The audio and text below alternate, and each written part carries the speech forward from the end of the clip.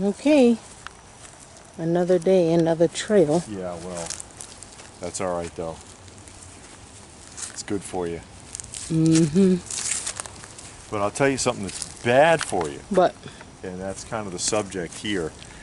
Just a general warning to use caution, to use your better judgment, your discernment with the possibility of getting involved with a prepper community. Not necessarily a prepper group, although a group could fall into this sort of a category, but prepping communities. And what I mean by a prepper community is that somebody out there, they own a plot of land somewhere, yeah. in the woods, in a mountain, by a lake, wherever it is, right? And they're like, hey, come on down, join our prepper community, and we're going to build some log cabins, and come and live with us, and we'll all prepare together. Yeah. Do you really know what you're getting yourself into? Is the question. Not just the fact that, okay, you're going all in on a prepper lifestyle, you're going to be living like the Amish or whatever's going on. Mountain men. Yeah, mountain men, maybe. But who's in charge of this, and where is their mind at? Because you could find yourself in a world of hurt without SHTF. Mm-hmm. The grid hasn't gone down, and something weird is going on. Are you going to be able to get out of there? Can you leave? What is the protocol for that? If there is a long-term grid down, if something does jump off, is it going to stay the same, or is it going to turn into a problem? Is this being run by somebody with delusions of grandeur and fantasies of being a warlord? You know what I mean? Like, and I've noticed, by the way, that a lot of these, and I'm not going to name anybody, I'm not trying to get into a pissing match on YouTube here, but I've noticed a lot of these guys who have these prepper communities where they're inviting, hey, you can just come on down and live with us, sell all your stuff, and get out of that life and come live down here, live the simple life and prep with our community, are ministers and pastors. And how much does their religious concepts tie into what it is they think they're trying to accomplish, and how accurate are their religious concepts? Because that's kind of how who is it, Jim Jones, isn't that how that got started? Jonestown Massacre, right? Mm-hmm. In Africa. 1978. And where's Jonestown? In Africa. Guyana, I think. Mm-hmm. I could be wrong, somebody can tell me. I think it's Guyana. But he, for all intents and purposes, if you look at the early footage, what he was doing in the United States looked great. Looked like he had it together. It looked like everybody was on board. And then, they move off to Jonestown, and they're going to set up there. And what happened? Yeah, they all drank the Kool-Aid and died. Yeah, literally, and that's where the phrase comes from. He poisoned them all. He killed, more than 900 of them. Several people survived or escaped, barely, but most of them drank poison and dropped dead. And reporters came down there and this is another thing to think about, can you get out? Reporters came down there to check him out. They couldn't leave. They were shot at by his private security force. People were being kept in that compound at gunpoint. Will you find yourself in that kind of a situation? Do you really know what you're getting into with these so-called prepper communities? I mean, you're tossing a coin to a point with prepper groups as it is, because you don't know if it's a good group. It's a lot to consider, a lot to feel out, right? There's questions that you need to ask, not just them, but yourself. If I don't like this, can I get out of this? Can I get away? Is there going to be a problem? Is there going to be repercussions? Are these people going to be hunting me down? What is it that you need to think about? What do you need to consider? Don't just jump off and join some prepper community and sell all your belongings and move up there. You may not know what you're getting yourself into. And even if you go and scope it out, let's say, oh, I'd like to come and visit and take a look and feel it out, doesn't mean that the people there are going to be honest with you. If they know they're being watched, if they're afraid, the same thing goes for those types of situations as in any cult. If you go to any cult, they're going to tell you everything's peachy. Oh yeah, come on in, join the club. We all love each other and it's great. And you get down there and it's slave labor. It's slave labor, and dude wants to sleep with all of your daughters. You don't know what's going to happen. And God forbid you get to a point where it's a total grid down situation. The law is whatever they say it is. You're on their property. You're on their property. They are in charge, clearly. It's do or die. It's whatever we say. Oh, you can leave anytime you want. And it's like the Hotel California. You can check out whenever you want, but you can't leave. Think about it. Yeah, that you'll never leave. I've seen several of these groups. Yeah. Because I've watched a few of them. And, because they had a lot of good points that I liked. And, I watched them. And they all made the call. And it was several, about more than 5. Uh-huh. And they made the call. Well, 2 of them were like, we have 8, thousands of acres, hundreds of acres, and you can sell your stuff and you can move in. And one guy showed a family. It was a husband, a wife, and I think either 1 or 2 kids. And they moved, sold everything, moved down there.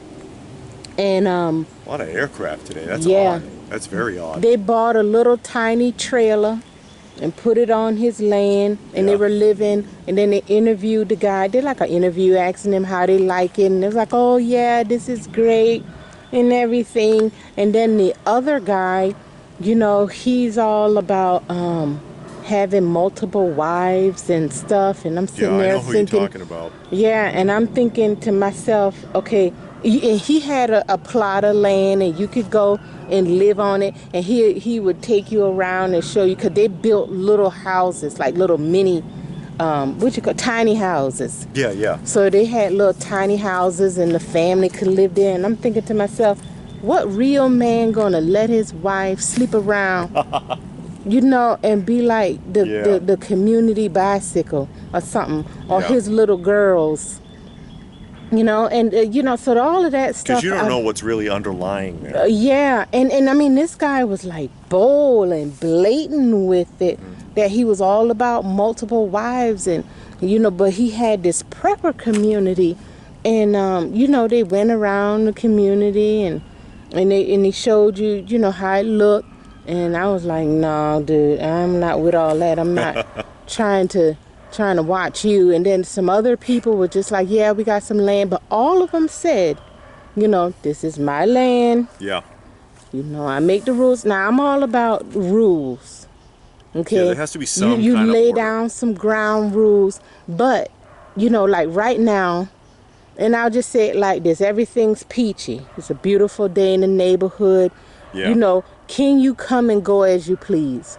They say, okay, you have a community, this is our rules. You have to contribute, you have to participate, you have to do, everybody got chores, you got to do that. You can go into work, come and go as you please, got a family, you want to go visit your parents, your cousin, you want to go vacationing. Can you do all that? Do they have to know your every move? Do you have a curfew that you have to live by? Because people think they're going to stuff like that to escape all of the rules and all the permissions and all the regulations. Are you going to end up in the same kind of trap? A tighter trap. Only instead of like an army of bureaucrats, it's one guy. Yeah.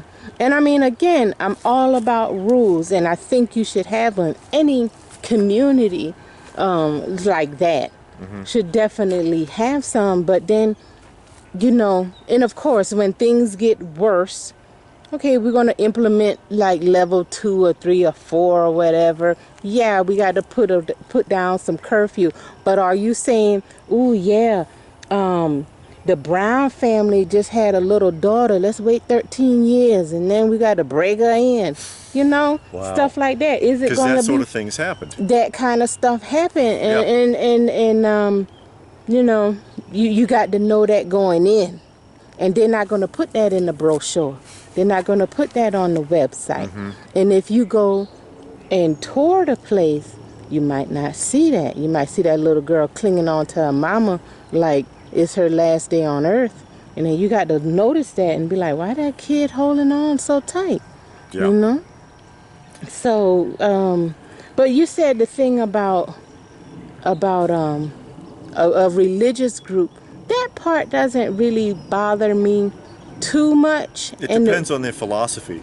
well, the reason why I say that, because I think not a lot of people, because people that have been prepping for a while, and even in prepper groups and they're even in communities, know that you're not going to be in a group like Rick, and you know you're not going to be at the prison and Walking Dead references there. yeah, and you're not going to just let people come in and let people go, and then you move to Alexandria and everything's wonderful, and Yeah. oh, now we got a little mini government and Rick's our leader, but he's great and awesome.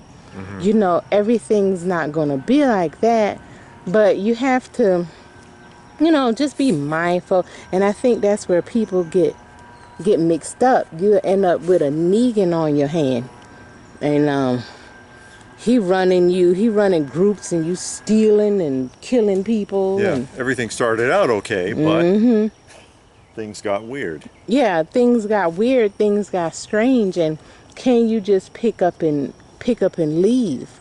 Or are they going to crack the whip and say, nah, we're going to have to beat you into submission or something crazy like that? But you know, who knows?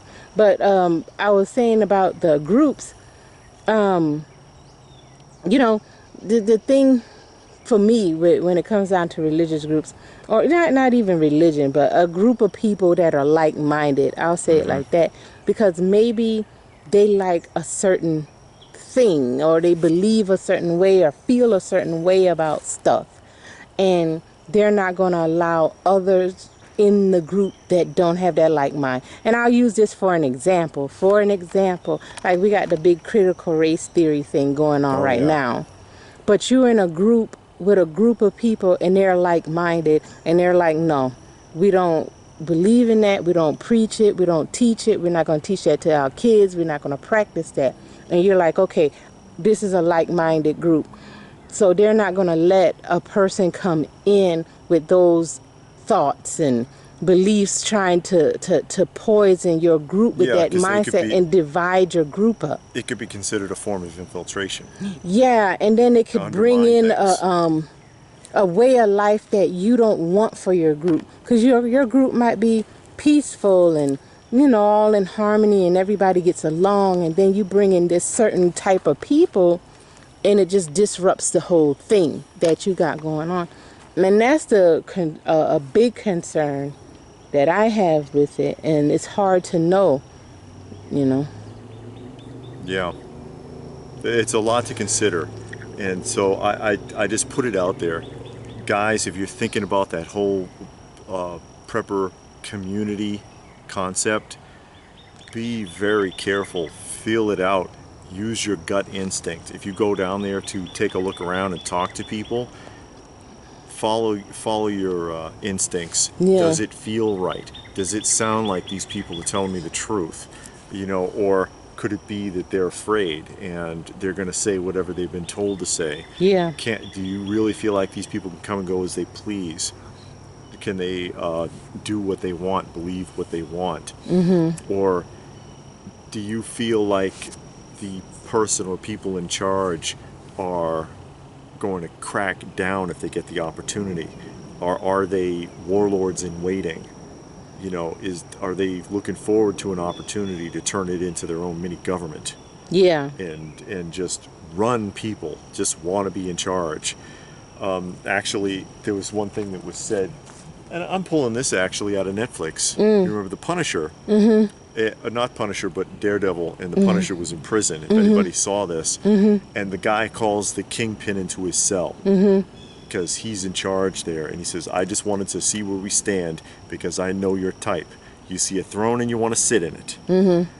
Is that kind of guy? Is he picturing a throne when he looks at his community and saying to himself, "Yeah, someday it's going to come down and I'm going to be the king, damn it." And these people, they're going to do what I say. And you know what? They will. Well, Because they're going to have it doesn't take much. We've seen this all throughout history, all in all kinds of societies, and in this one too. Only takes a handful of armed people to control everything.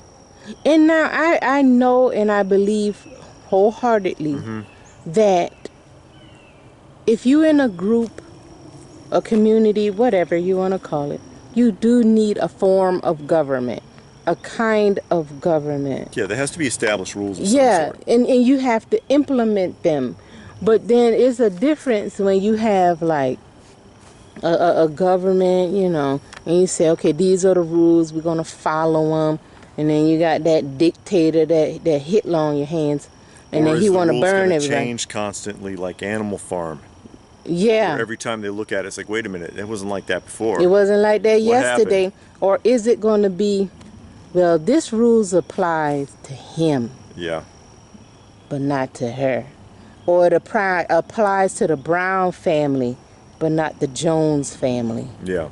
You know, because we don't like the Jones family, but the Browns, they always giving us extra honey and all kinds of stuff. Yeah. You know what I mean? Is there favoritism? Yeah, that's natural in just human culture. Yeah, that sort of is thing natural. happens. That is sort of thing happens. natural. So is it how far is it going to go?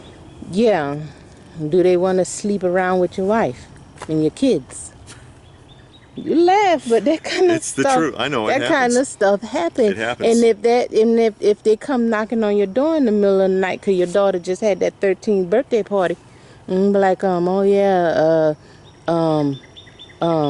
Pastor Richard say send on Annie down to his house. Yeah. Are you gonna stand up? Are you gonna say, okay, Annie, we've been talking about this now for the last 3 years. You got to be prepared to be all right, you know. Yeah, you don't know what kind of situation you could be getting yourself into down the road. Yeah, So, yeah. just some words of caution about that sort of thing, because you see the call. I've seen a lot of them on several YouTube. YouTube channels where there are people that have a setup. Yeah, They're they like, have. come on down, and it's great, and we're going to live out in the woods, and we're going to be we're going to be anti-government, we're going to be away from everything, and how's that place going to look in 10 years, 5 years? What's going to happen in a real SHTF situation? Yeah, when you really have to live off the grid. Yeah, there is no going back. What's going to happen? Yeah, It's a yeah. lot to consider. Be very careful and very mindful, and follow your instincts. And then figure out how much do you want to put up with. Yeah. You know, because like we said, every group or community are going to have some ground rules. But how much of that ground rule do you want to deal with? If you know you're not the kind that want to do hard labor, you might not want to be in that group. But it might not be a bad group, but just the way that it's set up, you know, everybody has to, everybody has to pitch in with farm work or building work or something. And you're just not that type of guy. You're like, nah, I'm not cut out for this. You know, ask, hey, you know, can I do some paperwork or something? Can I organize the canning shelves? Yep. Count ammo? Something like that, you know? I don't know. But anyway, anything else? No, I guess that's more than enough. Just a food for thought moment. You know, if you've ever considered doing it, I'm not telling you don't, but, you know, maybe it is for you. Yeah. But really weigh all your options. Be cautious. Be very cautious. Yeah. Because you could be setting yourself up for disaster. Yeah, before you sell everything, weigh it out. Maybe sell everything and buy yourself your own plot of land and live on your own. Yeah. So, but which would be nice. Yeah. For a lot of people. I think a lot of people would like that. Yeah. And I guess if that's it, then what more can I say but stay frosty, folks, and thanks for watching.